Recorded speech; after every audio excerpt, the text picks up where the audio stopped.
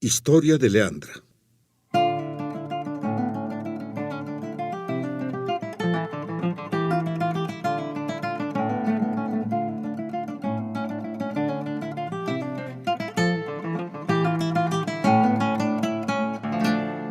Tres leguas de este valle está una aldea que, aunque pequeña, es de las más ricas que hay en todos estos contornos, en la cual había un labrador muy honrado, y tanto que aunque es anejo el ser rico, el ser honrado, más lo era por la virtud que tenía que por la riqueza que alcanzaba.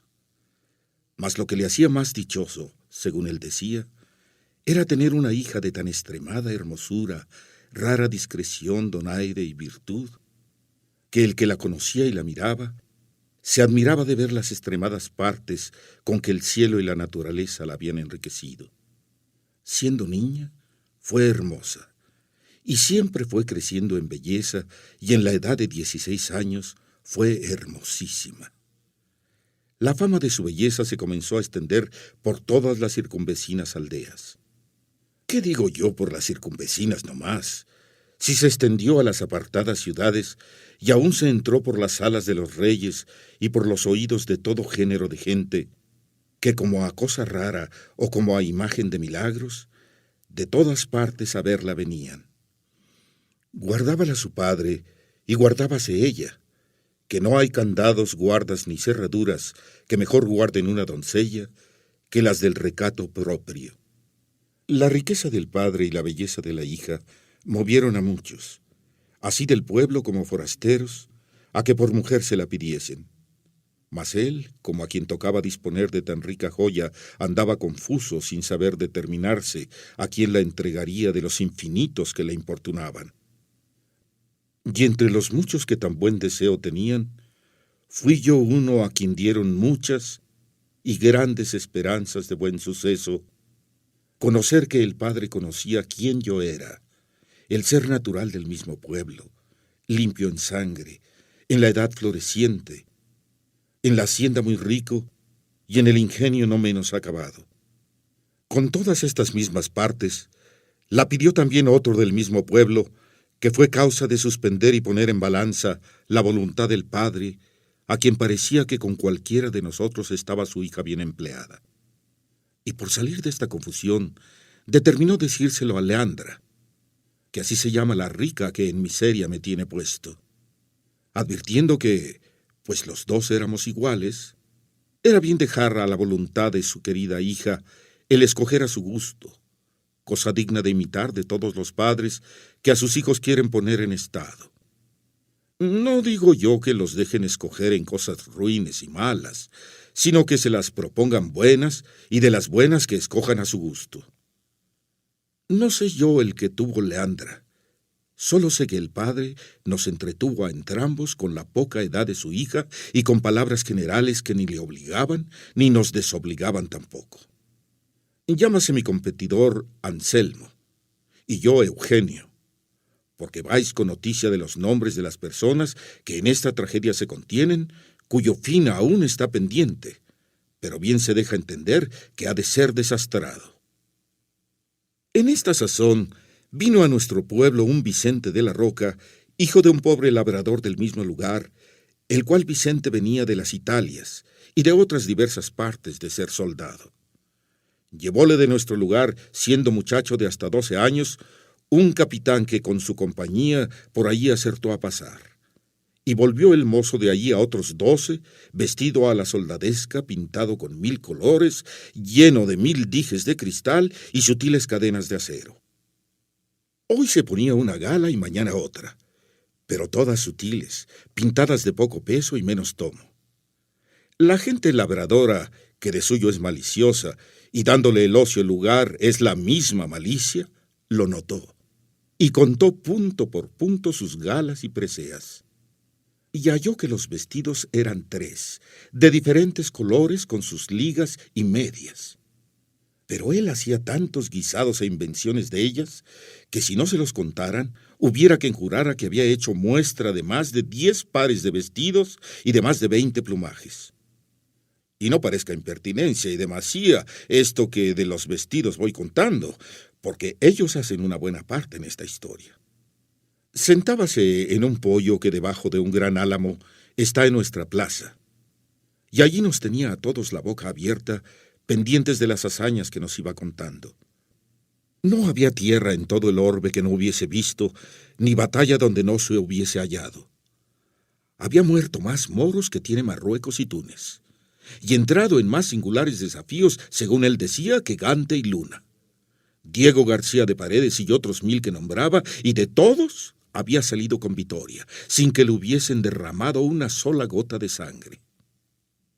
Por otra parte, mostraba señales de heridas que, aunque no se divisaban, nos hacía entender que eran arcabuzazos dados en diferentes reencuentros y pasiones.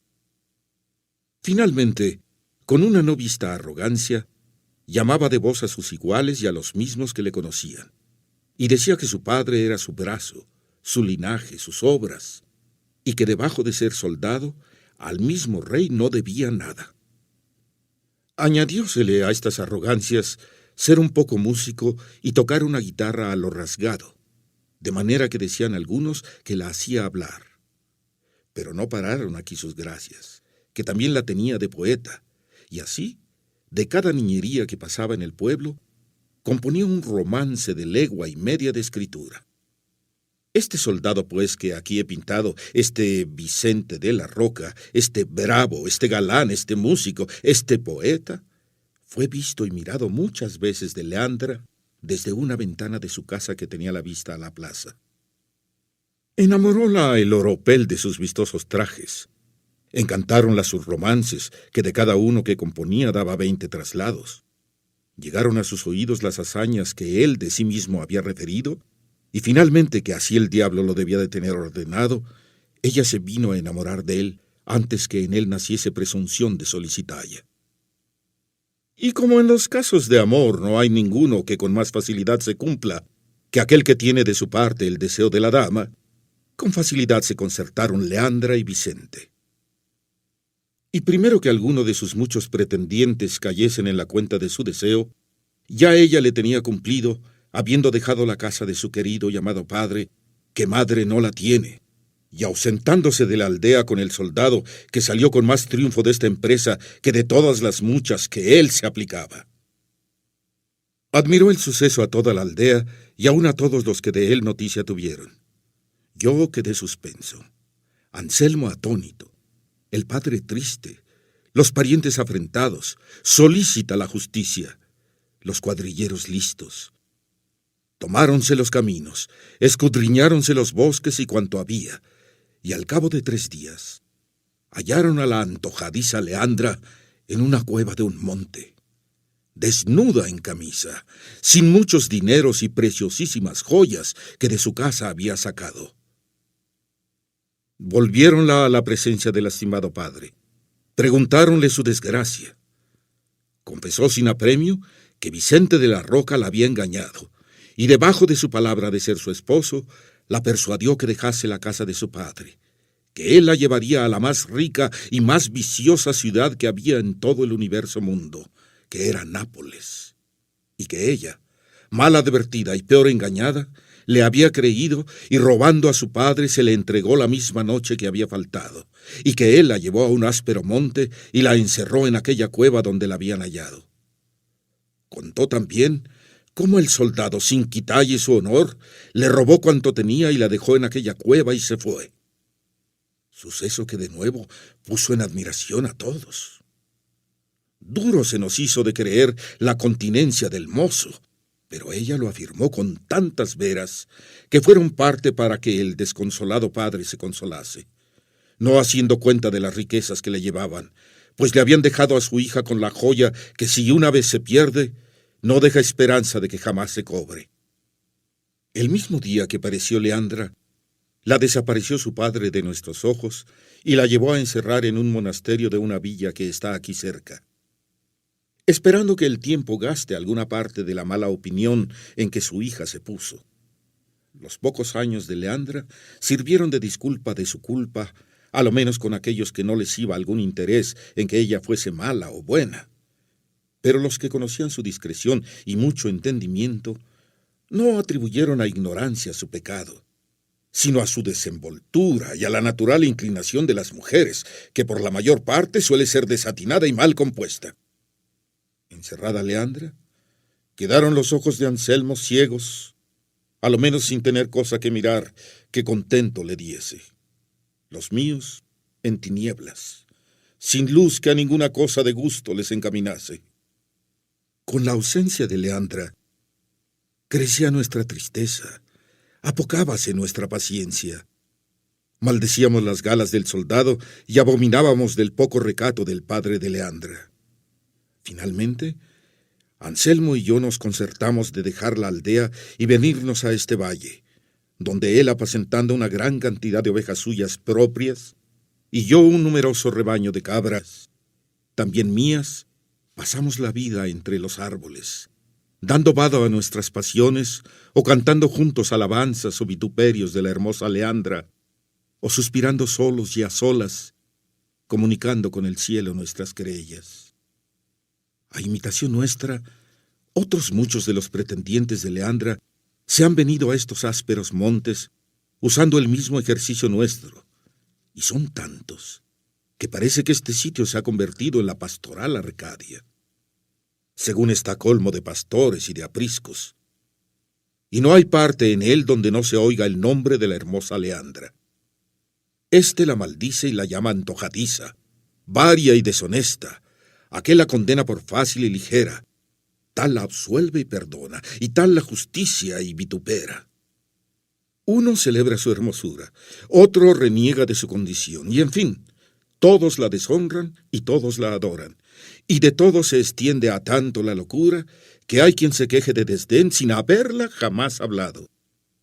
Y aún quien se lamente y sienta la rabiosa enfermedad de los celos que ella jamás dio a nadie. Porque como ya tengo dicho, antes se supo su pecado que su deseo.